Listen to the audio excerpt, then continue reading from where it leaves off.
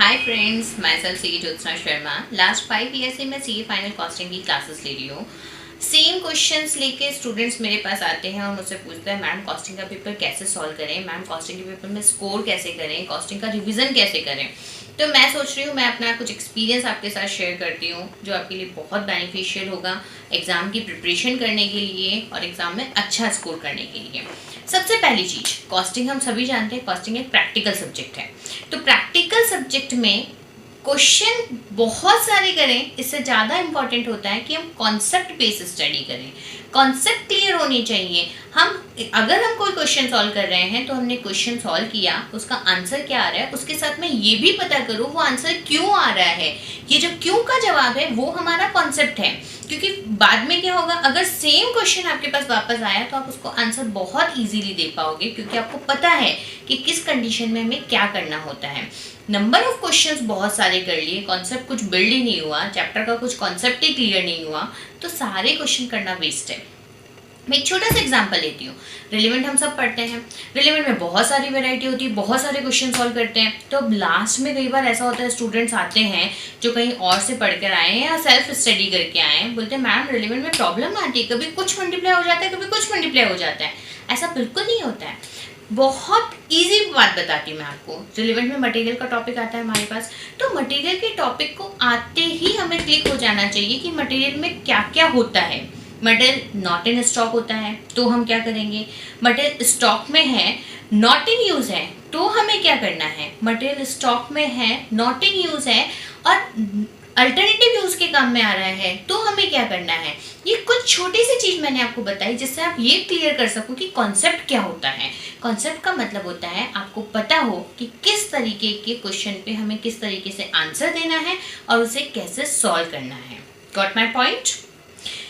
Concept clear करिए, question based study मत करिए। बहुत सारे क्वेश्चन सॉल्व कर लोगे फिर भी वहाँ पर कुछ भी नहीं होगा। सेकेंड चीज जो हमारे लिए बहुत इंपॉर्टेंट है, जनरली ऐसा होता है और बहुत सबके साथ हुआ होगा कि हम मेरे पास आते हैं और बोलते हैं मैडम 1.5 भी तो बहुत कम होता है रिवीजन के लिए, कैसे रिवाइज करेंगे, इतना बड़ा सिलेबस है कैसे सॉल्व करेंगे, मैडम सारे क्वेश्चन सॉल्व करें या ऐसे पेपर बदल के चले जाए। तो मैं उन सबको कहना चाहती हूँ ना तो सारे क्वेश्चन सॉल्व करो और ना ही ऐसे पेपर बदल के चले जाओ, क्योंकि अगर आप सिर्फ पेपर बदल के चले गए तो एग्जाम में वो सारी चीज प्रॉब्लम आने वाली है जो सीए के स्टूडेंट्स को फेस करनी पड़ती है। आप नर्वस हो जाओगे क्योंकि आप घर से ही अपने साथ एक नर्वसनेस लेके जा रहे हो कि मैंने रिवीजन ढंग से नहीं किया है। सबसे बेस्ट चीज, सबसे बेस्ट प्लानिंग क्या होगी इस प्रॉब्लम के लिए, हमें जब हम फर्स्ट टाइम पढ़ रहे हैं या जब हम रिवीजन कर रहे हैं अपने घर पर, तो हम उसी समय क्वेश्चन को मार्क कर लें, कुछ सिंबल लगा दें या उस पर लिख दें एग्जाम टाइम, या और कुछ छोड़ो, अपनी कॉपी के आगे इंडेक्स पर जाओ, चैप्टर का नाम लिखो और क्वेश्चन नंबर लिख दो। वो सारे क्वेश्चंस कौन से होंगे, वो क्वेश्चंस होंगे जो हमें एग्जाम के वनडे में रिवाइज करने हैं और वो हमारे पूरे चैप्टर को, होल चैप्टर के कॉन्सेप्ट को कवर करते हैं। अगर हमने उन क्वेश्चंस को सॉल्व कर लिया तो हम बहुत अच्छे से अपना रिवीजन करके जाएंगे, और अगर रिवीजन अच्छा हुआ तो हमारा सेल्फ कॉन्फिडेंस वैसे ही बढ़ जाएगा और पेपर बहुत अच्छे से सॉल्व होगा। ठीक है, समझ आया? तो ना ही तो सारे क्वेश्चंस करने बैठना है हाथ से, ना ही ऐसा कि कुछ भी मत करो सिर्फ पेपर बदल के चले जाओ। ये ट्रिक यूज करना, आपका पेपर बहुत अच्छा होगा और बहुत कॉन्फिडेंस के साथ होगा। तीसरी चीज, टेस्ट दीजिए प्लीज़। ऐसी बहुत सारी चीज़ें मैंने सुनी है, मैडम टेस्ट देते टाइम वेस्ट होता है, और कुछ लोग और कुछ महान स्टूडेंट्स कहते हैं मैडम टेस्ट दिए नंबर कम आए ना तो डिमोटिवेट हो जाऊंगा। अरे तो टेस्ट देने से डिमोटिवेट नहीं होगा, उसमें नंबर कम आए तो डिमोटिवेट नहीं होगा। डिमोटिवेशन हमें इंस्टीट्यूट के रिजल्ट से मिलता है। अगर हमने टेस्ट दिए तो वो हमारा सेल्फ इवैल्यूएशन होता है कि हम कहाँ वीक हैं, हमारा कौन सा पॉइंट ऐसा है जो हमने पूरा ढंग से नहीं करा है, हमें कौन सी जगह पे और ज़्यादा फोकस करना चाहिए, हमें कहाँ ज़्यादा वेटेज देना चाहिए। तो वो सारी चीज़ें करके जाइए। अगर आपने 2 या 3 टेस्ट दे दिए तो आप में बहुत अच्छे से कॉन्फिडेंस आ जाएगा कि नहीं यार ऐसे क्वेश्चंस मैंने सॉल्व किए हैं, मैंने फेस किया है, और पेपर में जाकर वो कॉन्फिडेंस आपका नजर आएगा। ये जो थर्ड चीज़ मैंने बोली टेस्ट देने के लिए, आप कहीं भी पढ़ रहे हो, किसी भी इंस्टीट्यूट पे जाते हो, जरूर दीजिएगा, और तो और सब सब्जेक्ट्स के दीजिएगा। क्योंकि सीए फाइनल के पेपर में बैठते ही जो पसीने आना शुरू हो जाता है, जो ब्रेन वॉश हो जाता है, वो सब इसी की वजह से होता है। सीए फाइनल कोई इजी एग्जाम है नहीं, तो बेटर है कि हम उसकी प्रिपरेशन थोड़ी अच्छी करके जाएं। ठीक है, ये तीनों चीज़ें जो मैंने आपको बोली, ये तीनों चीज़ें हैं एग्ज़ाम में जाने से पहले की। बट एग्ज़ाम में जाने के बाद क्या करना है, वहाँ भी तो थोड़ा सा करना है, वहाँ भी तो हमें थोड़ी सी अपनी इंटेलिजेंस दिखानी है। क्या दिखानी है? 15 मिनट्स मिलते हैं हमें, पेपर पढ़ा हमने, अब पेपर बहुत कूल माइंड से पढ़िए। पेपर में मार्क करते जाइए, फर्स्ट सेकंड थर्ड फोर्थ। ये फर्स्ट सेकंड थर्ड फोर्थ क्या है? ये फर्स्ट सेकंड थर्ड फोर्थ वो सीक्वेंस है जो मुझे अपने पेपर में सॉल्व करते वक्त प्रेफर करनी है।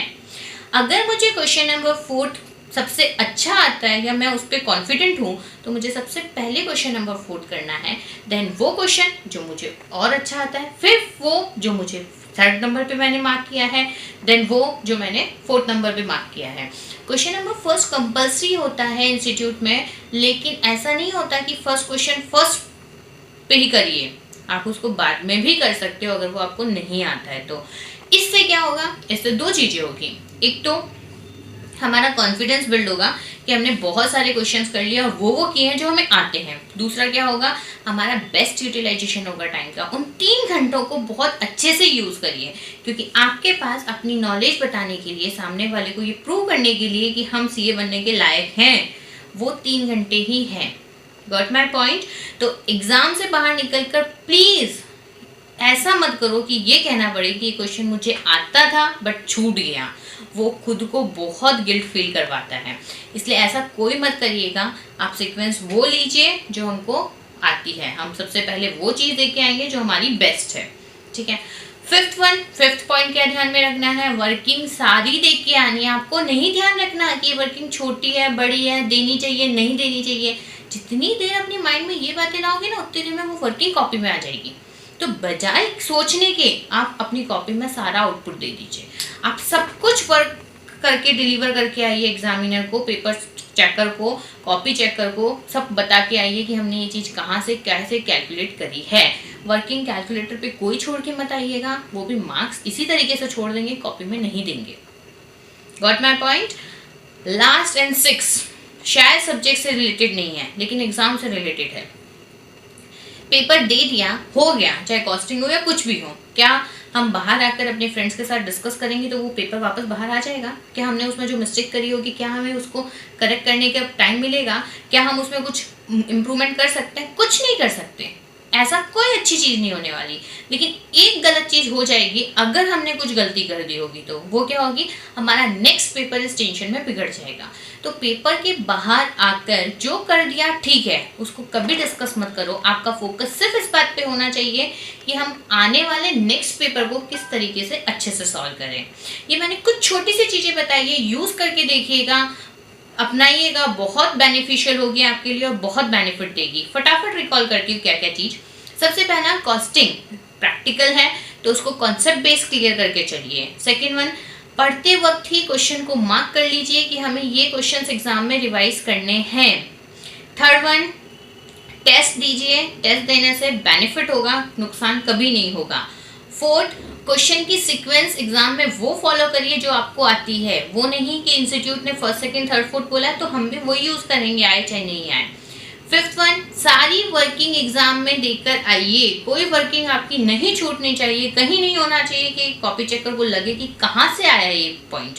6 एंड लास्ट, कभी भी डिस्कस मत करो पेपर, क्योंकि वो कोई बेनिफिट नहीं देगा आपको, बजाय कि इसके कि वो थोड़ी सी नर्वसनेस राइज कर देगा, नेक्स्ट पेपर के लिए कुछ बर्डन कर देगा। Thank you, all the best.